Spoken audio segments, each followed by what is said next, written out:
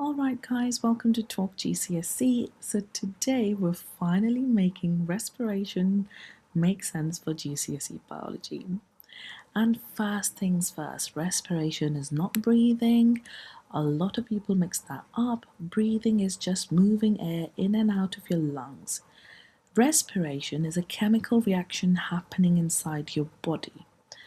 Now, respiration is how cells release energy from glucose, and that's it at its core. Every single cell in your body needs energy for movement, for keeping warm, for building molecules, for active transport, for nerve impulses, everything. And respiration is how that energy gets released in a usable form. Now, the energy that gets transferred into something like this is called the ATP, which is basically the cell's energy currency. Think of ATP like a rechargeable battery for your cells. So, what is an aerobic respiration? Aerobic just means with oxygen. So, aerobic happens when there's enough oxygen available. The word equation for this is very important, which is glucose plus oxygen gives carbon dioxide and water. And also, I must tell you guys that energy is released and you have to learn the symbol equation. And what's important in this is that aerobic respiration releases a very large amount of energy. So it's very important that we understand that it happens inside the structures in the cell called mitochondria. It's an organelle. Now, why is it important? Because you get muscle contraction, you maintain body temperature, there's cell division, growth, active transport, etc. So it's very, very important for us to survive. Now, what is anaerobic respiration then? Now, anaerobic respiration means respiration without oxygen. This happens when the oxygen is not available, like during very intense exercise.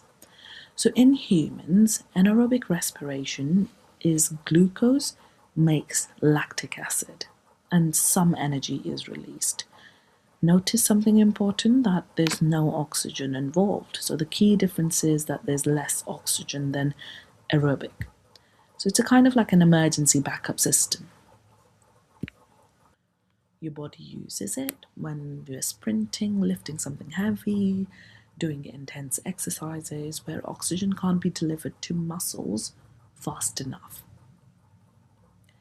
So what's going to happen with a lactic acid? You get muscle fatigue, burning sensation, reduced ability to contract properly.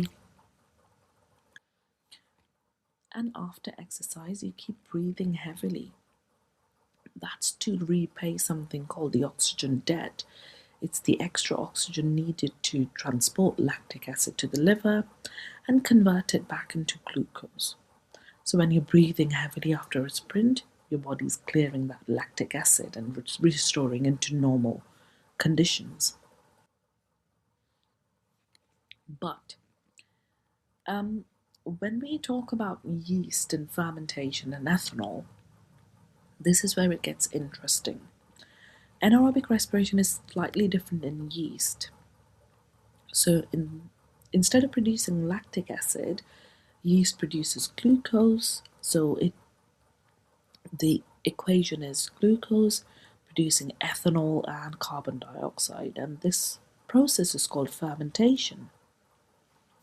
Very important for certain industries like bread making, brewing, wine making. So yeast plays a massive role in anaerobic respiration and food production.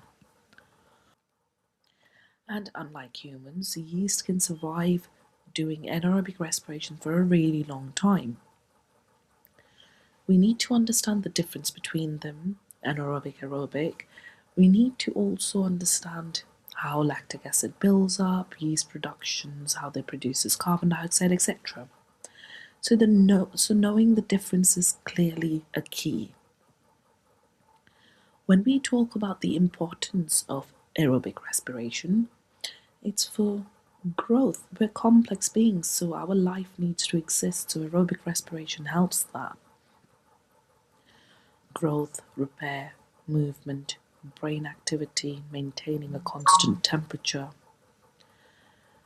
And understanding the effects of anaerobic respiration, it's short term may be useful, long term it's problematic because it keeps on building lactic acid. You get muscle fatigues, you can have performance drops.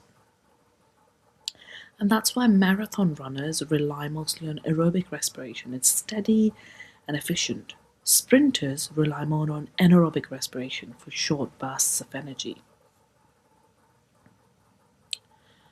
So just make sure you understand these three pathways clearly. It's a very strong position for GCSEs.